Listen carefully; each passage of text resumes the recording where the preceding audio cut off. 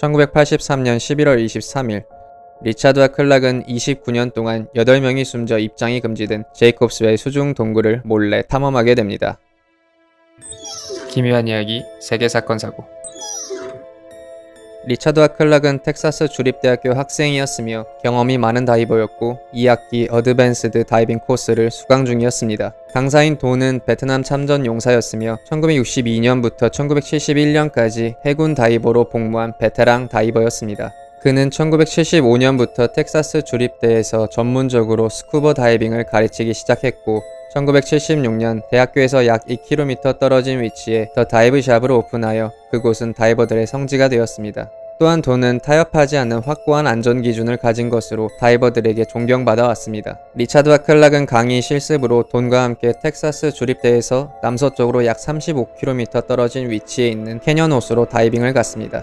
캐년 호수는 텍사스의 수상 레크레이션 수도라는 별명이 있을 정도로 많은 사람들이 찾는 곳입니다. 최대 수심은 약 24m 정도 되고 다양한 물고기와 식물들이 있으며 수심별 다이버들의 눈을 즐겁게 해주는 요소들이 있는데 수심 약 12m에서 18m 부근에 난파된 차와보트가 있으며 18m에서 24m 부근에는 앙상한 나무들이 모인 숲이 있습니다. 리차드와 클락은 호수 아래에 존재하는 신비한 숲의 모습들을 보며 다이빙에 더욱 매료되었습니다. 어느 날 돈은 안전에 대한 강의 중 학생들에게 제이콥스웰에서 거의 죽을 뻔했던 경험담을 들려주었습니다. 1편을 안 보신 분들을 위해 잠깐 제이콥스웰에 대해 설명드리면 제이콥스웰은 총 4개의 챔버로 구성되어 있고 세 번째 챔버로 넘어가는 통로와 네 번째 챔버로 넘어가는 통로가 협소해서 공기통을 제거한 뒤 앞으로 밀면서 통과해야 합니다. 특히 네 번째 챔버로 넘어가는 좁은 통로는 폭 48cm로 더 협소할 뿐만 아니라 길이도 4.5m로 길기 때문에 다이버에게 위험할 수 있습니다. 베테랑 다이버였던 돈 역시 네 번째 챔버로 넘어가는 좁은 통로에서 사망할 뻔했습니다. 돈은 제이콥스웰은 29년 동안 8명이 사망할 만큼 굉장히 위험한 수중 동굴이기 때문에 공식적으로 다이빙이 금지됐지만 혹시라도 절대 다이빙하지 말 것을 당부했습니다. 하지만 리차드와 클락은 젊은 청년으로 호기심과 패기가 넘쳤기 때문에 돈의 말을 듣고 8명이 사망할 수밖에 없었던 네 번째 챔버가 더욱 궁금해졌습니다. 결국 리차드와 클락은 제이콥스웰 수중 동굴 다이빙을 계획하며 공식적으로 다이빙이 금지되었으므로 들키지 않기 위해 저녁에 다이빙을 하기로 합니다. 1983년 11월 23일 오후 8시 30분 이들은 제이콥스웰에 다이빙을 합니다. 첫 번째 챔버를 지나고 두 번째 챔버를 둘러보며 세 번째 챔버로 가기 위해 좁은 통로 앞에 도달합니다. 이 좁은 통로는 돈이 약 4년 전에 철근과 콘크리트로 봉쇄했던 곳인데 익명의 다이버들이 해체하는 바람에 리차드와 클락도 무리 없이 지나갈 수 있게 되었습니다. 리차드와 클락은 공기통을 분리한 뒤 리차드가 먼저 좁은 통로를 지나고 이어서 클락도 좁은 통로를 통과합니다. 이들은 수심 약 25m인 세 번째 챔버에 도달했고 이제 네 번째 챔버로 가기 위한 마지막 좁은 통로만 남겨둔 상황이었습니다. 리차드가 먼저 공기통을 분리한 뒤 앞으로 밀면서 좁은 통로를 들어갔습니다. 클락도 공기통을 분리하고 리차드가 시야에서 사라질 때까지 기다린 뒤 좁은 통로로 들어갔는데 이내 클락은 충격적인 모습을 보게 됩니다. 리차드가 패닉에 빠진 채 황급히 다시 돌아오고 있었고 그의 입엔 호흡기가 없었으며 기포만 가득 발생하고 있었습니다. 클락은 재빨리 본인의 호흡기를 리차드의 입에 물려주며 통로 밖으로 빠져나왔는데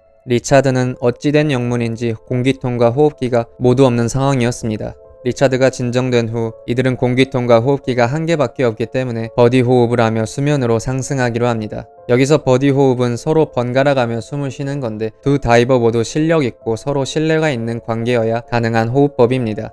한 명이 공기를 들이마신 후 숨을 참은 상태에서 상대에게 호흡기를 건네주고 숨을 참으며 기다리던 인원은 호흡기를 받은 후 공기를 들이마신 뒤 다시 숨을 참고 상대에게 호흡기를 건네줍니다. 이러한 버디 호흡은 2명 중 1명이라도 당황하여 패닉에 빠지면 목숨이 위험할 수 있습니다. 리차드와 클락은 버디 호흡을 하며 위로 서서히 상승했습니다. 하지만 생각지 못한 위기가 기다리고 있었는데 두 번째 챔버와 세 번째 챔버의 좁은 통로는 2명이 동시에 지나갈 수 없다는 것이었습니다. 이 뜻은 선발 인원이 공기통을 밀면서 좁은 통로를 통과할 동안 후발 인원은 숨을 참고 기다려야 하며 선발 인원이 통로를 통과한 뒤 다시 공기통을 건네줄 때까지 후발 인원은 계속 숨을 참으며 기다려야 합니다. 선발 인원도 마찬가지로 공기통을 건네주고 후발 인원이 좁은 통로를 통과할 때까지 계속 숨을 참고 기다려야 합니다. 수중 동굴 수심 약 24m, 목숨이 왔다 갔다 하는 상황 속에서 서로에 대한 신뢰가 두텁지 않으면 불가능한 과정입니다.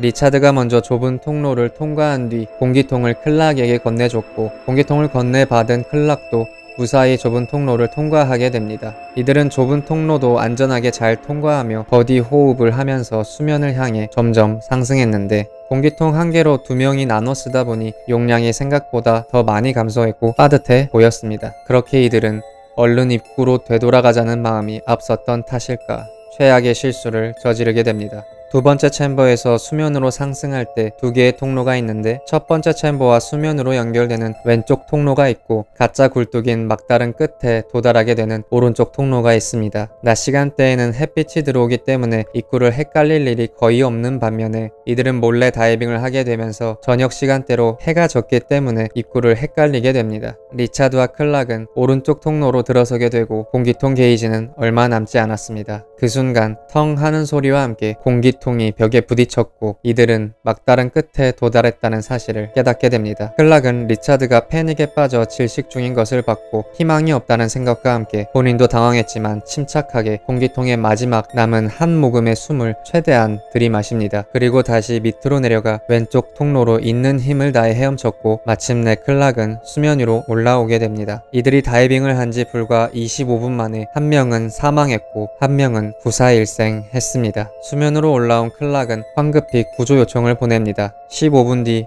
소방구조대와 헤이스 군수가 제이콥스웰에 도착했지만 그들이 할 수 있는 건 아무것도 없었습니다. 1시간 뒤 돈을 포함한 구조 다이버들이 현장에 도착했습니다. 돈은 자신의 학생들이 사고가 난 것, 그것도 제이콥스웰에서 발생한 것에 대해 크게 놀랐고 안타까웠지만 리차드가 살아있을 가능성은 0%에 가까웠고 실트로 인해 가시성이 떨어진 상황에서 무리한 다이빙으로 추가 사고가 발생하는 것보다 안전하게 다음날 오전 작업하기로 계획합니다. 11월 24일 목요일 오전 리차드의 시신은 가짜 굴뚝 맨 위에서 발견되었습니다. 추 클락은 인터뷰에서 리차드의 공기통은 좁은 통로에 끼었다 라고 말했습니다. 이후 제이콥스웰의 추가 사망자 발생을 막기 위한 경고판이 설치되었습니다. 경고판의 내용을 살펴보면 죽고 싶지 않다면 이 이상 가지 마시오. 오픈워터 스쿠버 강사들을 포함한 300명 이상의 다이버들이 이 같은 수중 동굴에서 사망했습니다. 당신이 수중 동굴 다이빙을 하고자 한다면 수중 동굴 다이빙을 위한 훈련과 장비를 갖춰야 합니다. 수중 동굴 다이빙을 위한 장비와 훈련이 없다면 다이버들은 여기서 죽을 수 있습니다.